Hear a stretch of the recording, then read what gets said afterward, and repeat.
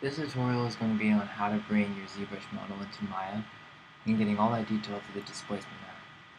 I see a lot of people have issues with this. I've seen a lot of different attempts and ways to do this. I'm just going to show you my way and the way I've learned to do it, and it works, so I guess you'll decide what works for you. So the first thing is, let's take a look at our detail here that we're trying to get. And so this is about 3.5 million.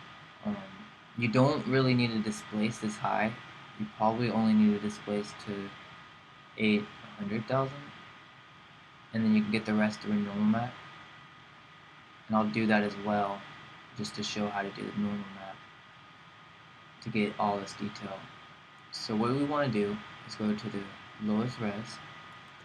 Make sure that your model is UV. This tutorial is not on how to do UVs.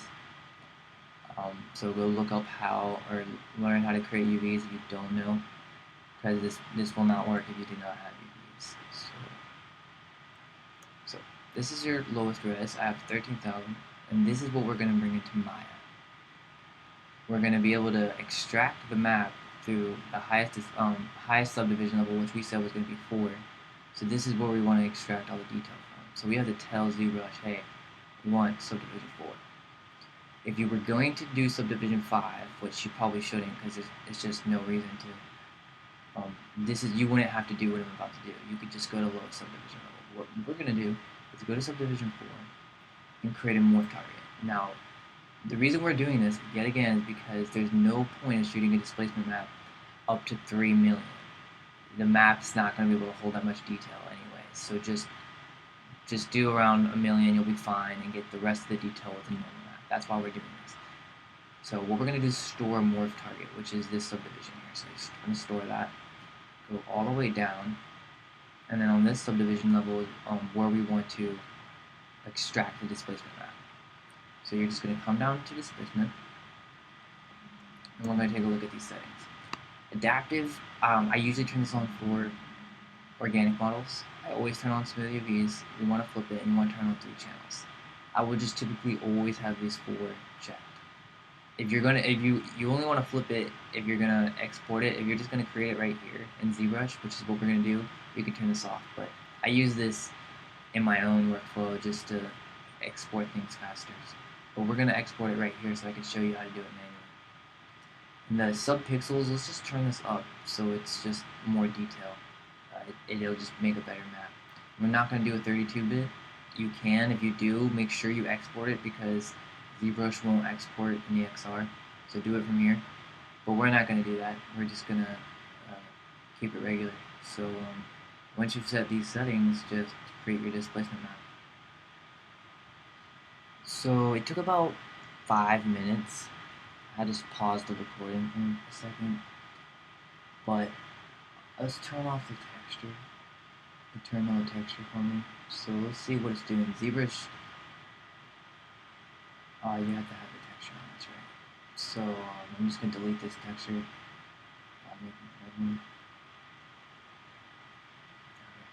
So let's see what it's doing. So you can have it on in ZBrush and see how it's doing. So we know that's working right there. So to do a normal map, let's just turn this off. To do a normal map, we want to delete the morph target because we don't want to shoot it from here. We want this. We want all this detail. So all you gotta do is go to morph target and delete that. And then now just go back all the way down to this level, come to normal map, and just have all 4 of these on. I'm not gonna really go over them. I've just learned to have all 4 of these on. And smooth UVs, you want to smooth your UVs for both of these.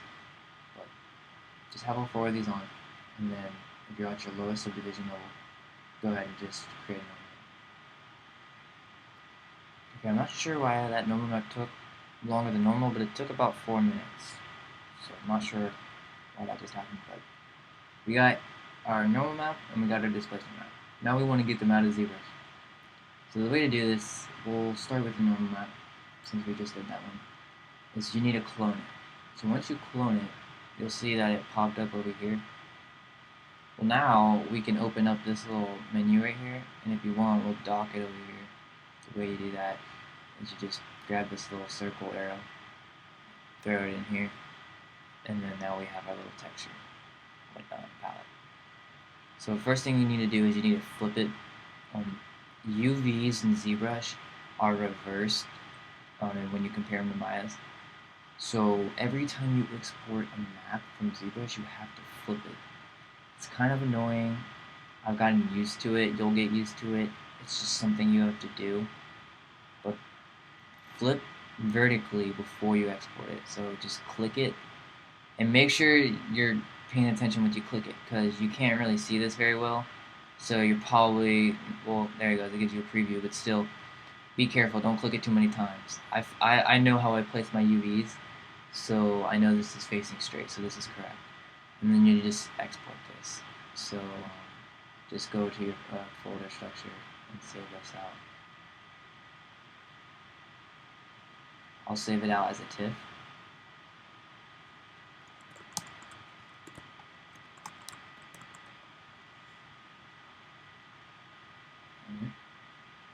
And now let's do the displacement. So let's clone this, and this is probably going to confuse some people, but this is not going to be in your texture. This is actually an alpha, since it's grayscale. So it's actually going to be in your alpha palette. So don't forget that. And then we want to do the same process, just flip it. I know it's facing up now, so I can export that again. Make this a TIFF.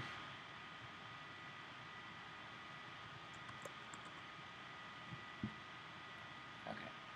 And then you would want to export your subdivision level. So let's go all the way to the bottom, go to export, and make sure you have group turned off. If you have that turned on, there's an issue when you import it into Maya, and there'll be like a bunch of different pieces. And it'll still happen even if you don't have any poly groups. I don't know why it does this, but I always have to turn this off. So I would recommend just turning off group. And then now you can come up to Tool Palette and then go to Export, and we can export an OBJ.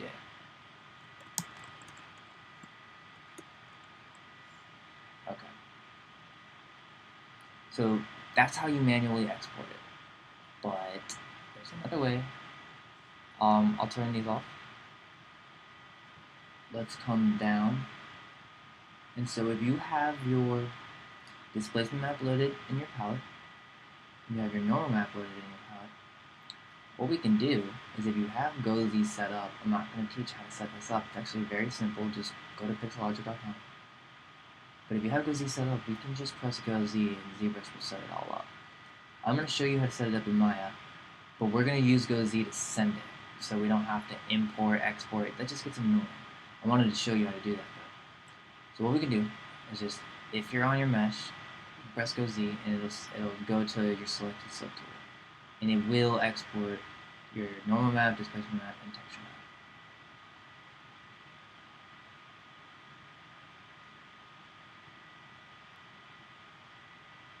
There we go. Okay. So your mesh will come in like this, and if we open up our hypershade,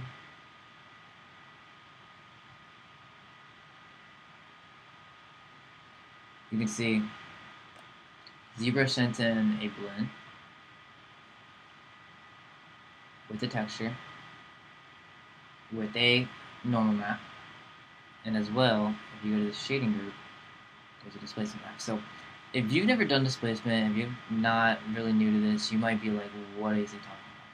So that's why I wouldn't recommend doing this. I'm going to show you how to do this.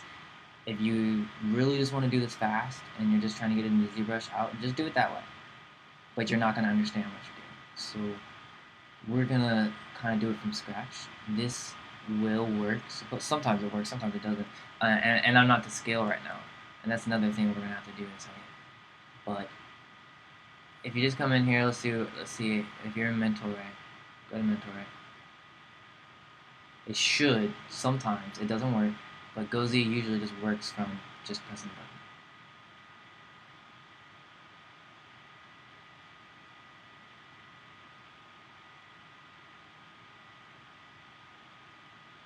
There you go. It's a little messy. It needs some cleanup. But straight out of the box, ZBrush will do it for you. It's the reason it looks kind of messy is we have to go over this before it really makes sense. But some of you guys might already know about it. Is the fact that ZBrush sends a mental ray subdivision approximation, but it doesn't really send over the right way to do it. It's actually taking too long. Actually, I'll show you real quick and I'll explain this again. But if we maybe do something like this and change the settings up a little bit, and then now render and compare them.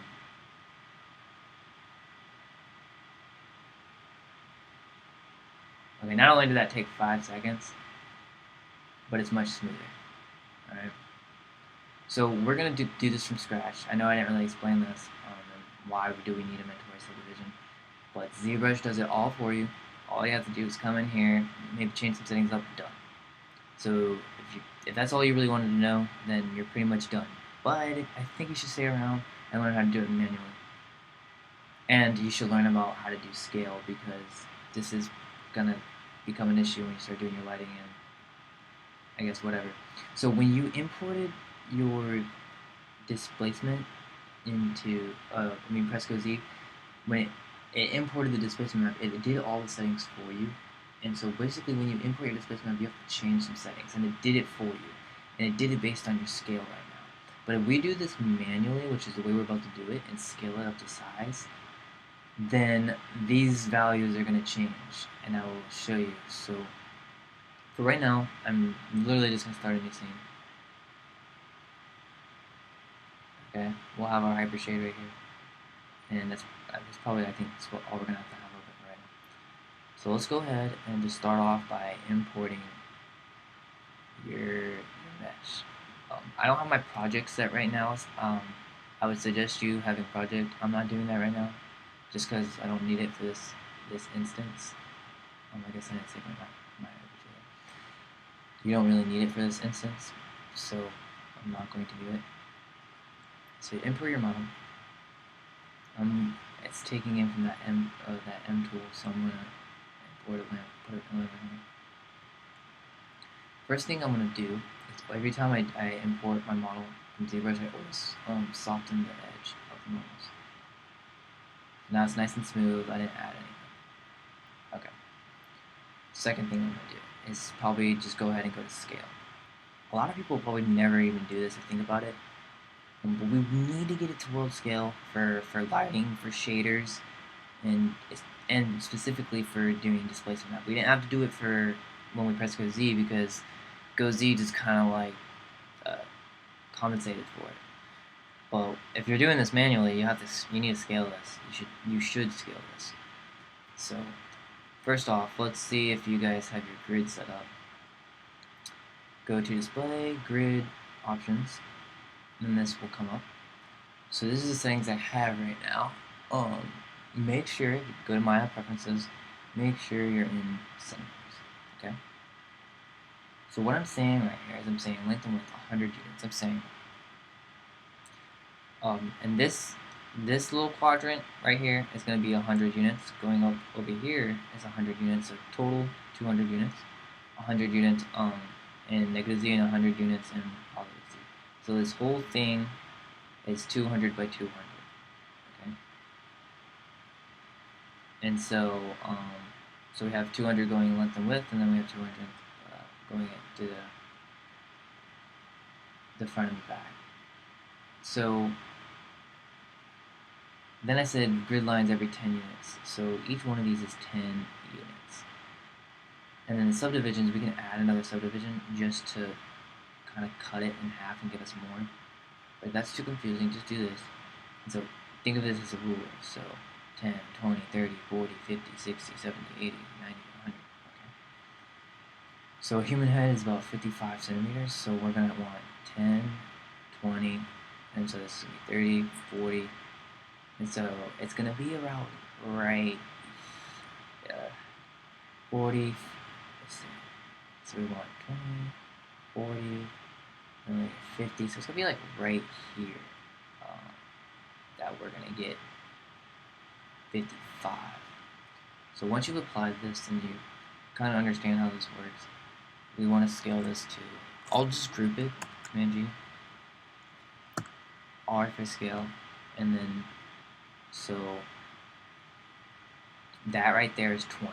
His head's 20 centimeters right now. 40 centimeters. Okay. And so now we want to go 5, since I went halfway, 5, 5, that's 50. Okay. And so maybe just a little bit more.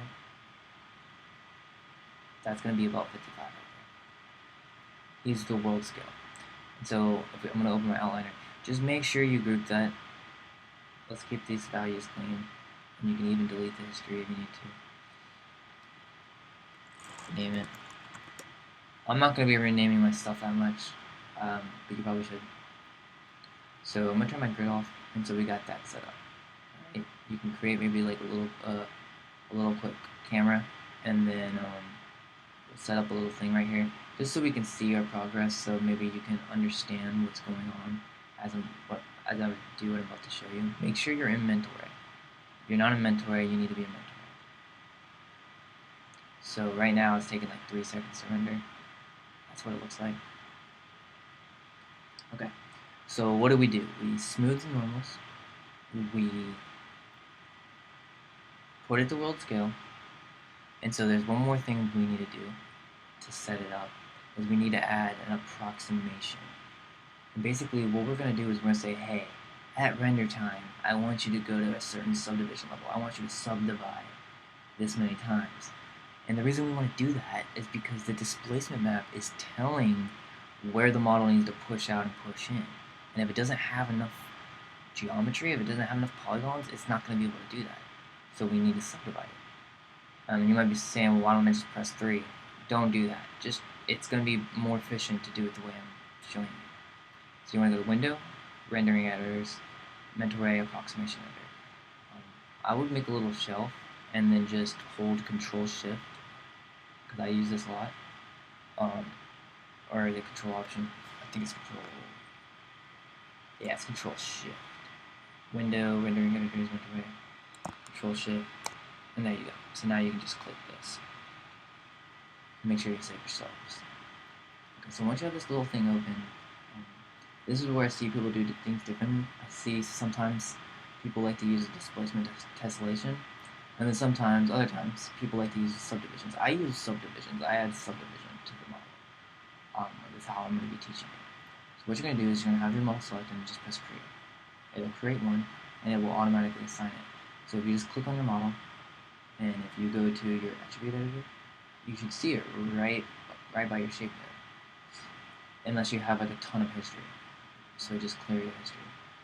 So by default, it'll start off as parametric.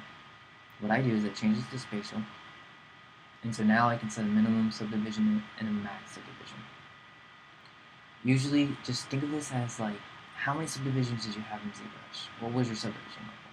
I had like 4, because we shot this at level 4. So I know I'm not going to want 5. And then minimum, well, I know I want it to subdivide at least 2 times. And so we'll change this as we go. I might even start like this, just to go faster, because we might not need all the subdividing. And we'll change this depending on render time. Your length, this is really based on like the pixels.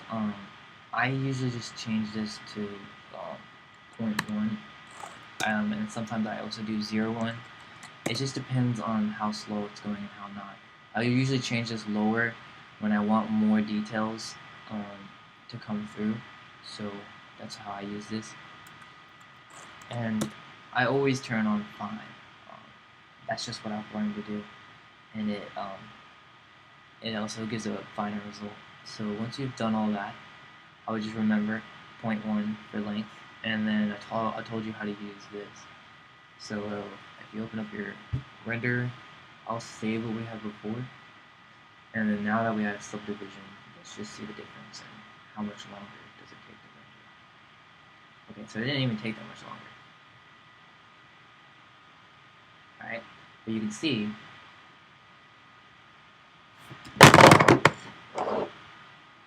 sorry about that. But you can see, if I go back and forth,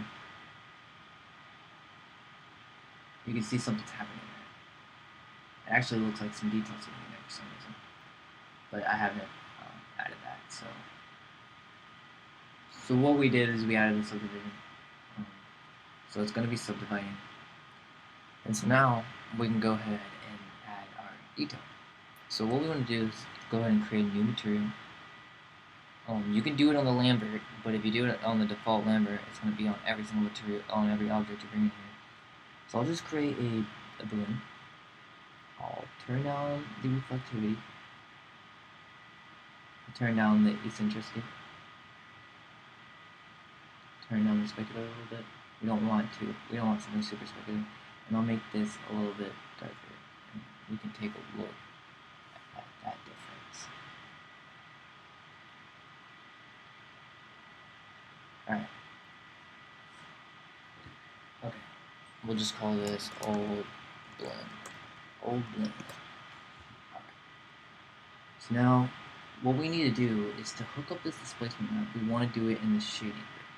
Right now, for some reason, it's just right here, but usually it's kind of like hidden. And so the way you gotta go to it is you can click on this little checkbox right here, and it will bring it to you. This is just your outgoing connections or input connections. So I just clicked on this one. Actually, this one's your input. Or actually, no. Anyways, you can get to it through here. These are your connections. Okay, so now we can add our displacement material or our map to right here. So what I do is just click the checkerboard and add your file. It'll create a displacement node for you. And if you want to check out what this is looking like, if you have your hybrid shade open, it'll be popping up in here. So I'll just graph my old blend, and then I'll graph my shading. Okay. So here's the displacement map. You don't need to change anything on it. Just leave it alone. Come into here, and then you want to turn off quadratic to off. This is your filter. It's going to be blurring it, so don't do that. Bring it in. Alright, go to our thing. Like I said, I don't have my project set, but you should set your project. I'm just not doing that at this moment. And then I'll bring in my displacement. Okay. You want to change this to linear. This is not going to be talking about linear workflow, but it will still work if you don't do this, but you should just change it to linear just to get in the habit, because that's the kind of file that this is. So we don't really want this to be gamma corrected. Okay, so now this comes to the point where we have to change some settings in here, and this is where people get lost. ZBrush and Maya use displacement maps differently. ZBrush exports like a grayscale displacement map, but Maya reads a black and white displacement map. And Mudbox will export it correctly. But ZBrush doesn't. ZBrush sends it out as a grayscale, so you have to change these settings to get it to be black and white. And this is not an accurate preview. So, but to get this to work right in Maya, the alpha offset has to be -1/2 of your alpha gain. That can be confusing, so just -0.5. That is -1/2 of 1. Alright? So this is going to be a little intense right now. It's probably going to be too strong, but we'll start right there. We'll start and we'll see what happens.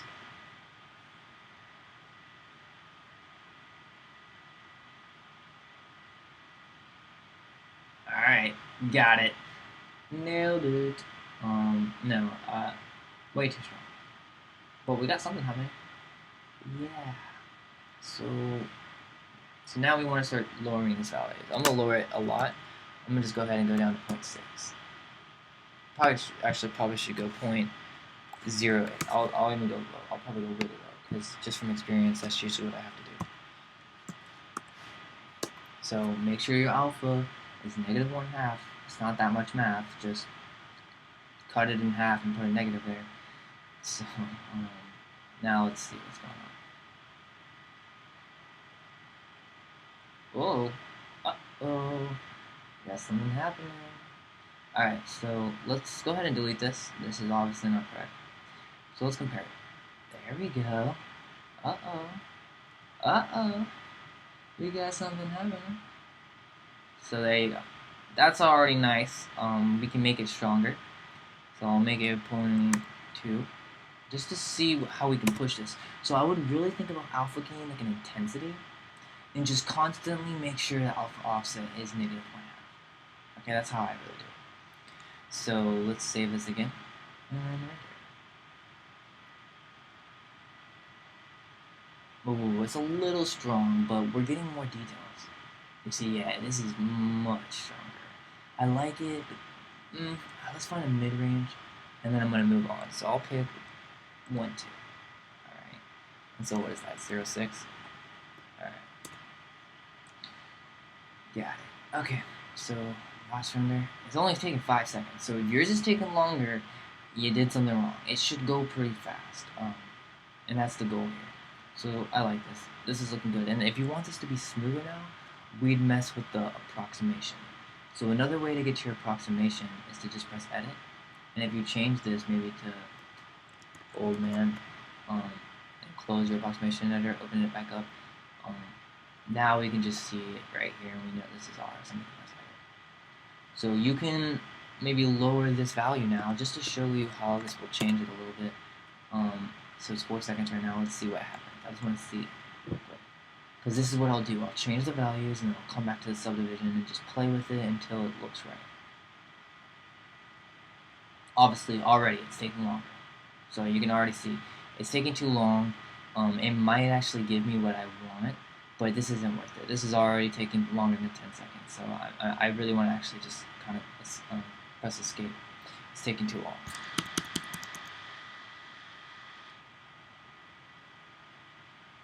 Alright, I cancel it. 30 seconds. See? So you want to be careful. I do on occasion turn this down. It just might be because I have too many subdivisions. But the lower you make this, the higher quality it will be. I'm just going to leave it at 0.1 because we were getting such good speed. And let's just keep it at that. Cool. So I'm going to save this. So the last thing I'm going to be showing you is how to get the normal map in here. It's pretty easy. So click on your model, go to your boom, and then you put the normal map in your bump mapping. So just come here, click file, it'll create a bump node for you, and let's check this out. Grab it. So here's your displacement map. I don't know why it does that, but it just like overlays the textures like that. So here's your bump node, and then this is where we're gonna put the normal map. So the same thing, import it. It should go back to where you were. Cool. By the way, I cannot stress, if you're following this tutorial and you're doing a project, you're doing something that has a lot of images or just more than one object, you need to be in a project folder. And I probably should have done that because I don't want people to get the wrong idea that you can just not use a project setup. You need to set your project. A lot of times this won't work. Since we're only using 2 maps, and I mean we have 1 geometry, I figured I was just going to show you how to do this, but please set your project. It really is really important. If you're not doing that, you're going to come across issues. So back to what I was doing. Once you imported your normal map, we want to do the same thing, make this linear because we don't want this to be gamma corrected. So if you aren't doing linear workflow, just don't even worry about what I just did. But if you're doing some kind of gamma correction or anything, you want to make this linear because we don't want this to be gamma corrected. Okay, and then we don't need to change any settings here. This is easy. Just import it. That's it. Don't even worry about what I did here. If you don't really care about that, just all you really need to do is import this. Just extra information for you. So go back to your bump node, and what we need to do is we need to change this to tangent space. Okay, change it to tangent space. Alright. So what we can do is now we can come in here, and if you're in viewport 2.0, you should be able to press 6, and you should be able to see it. Bam. So right now we already know we got it set up. It looks a little static. It kind of looks like not clean. So that's why I don't really usually use normal maps because they usually don't have that much control in the depth. but we'll try. We'll lower it a little bit. So let's go to like 0.2. Yeah, 0.28. 4. Okay. So let's go to our render and check out the difference.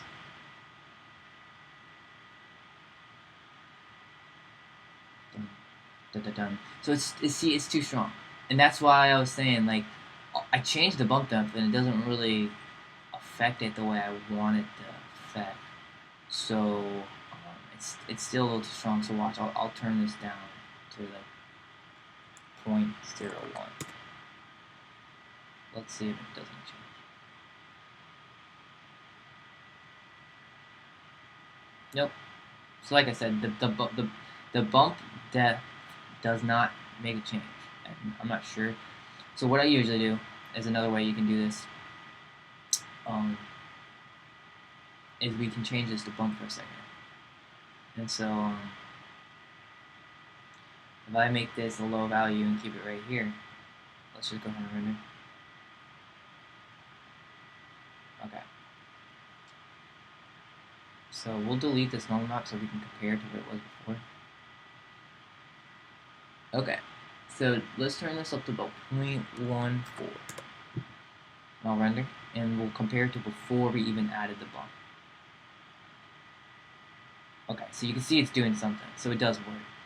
So this is what I do. I usually change it to a bump, because like I said, sometimes it's just too strong, and I want to have control over it. So sometimes I do this, because like I said, sometimes it's just not giving me the result I want with ZBrush's normal map. And so that's why you should probably use different applications to create your normal map. ZBrush doesn't always do the greatest job, but I can just change it into a bump map so I have more control. And so I'll go to, now I'll try 0.9. Okay. Render that out. And you can see the little bumps. I saw the little bumps coming in. And we'll compare it. See? Just to give some more detail in there. So it's looking pretty good. And this is with the default lighting. So I'd probably get some other lights in here. But that's actually really it to it. It's not that difficult. I wanted to show you more, show you how to do it yourself. It's really easy. You can. I usually just do GoZ. If you like doing that, you can do it too. But it's always good to know and understand how to do it so you can fix the issue when it comes up. Well, I hope that was really useful. And like I said, happy ZBrushing and keep it up.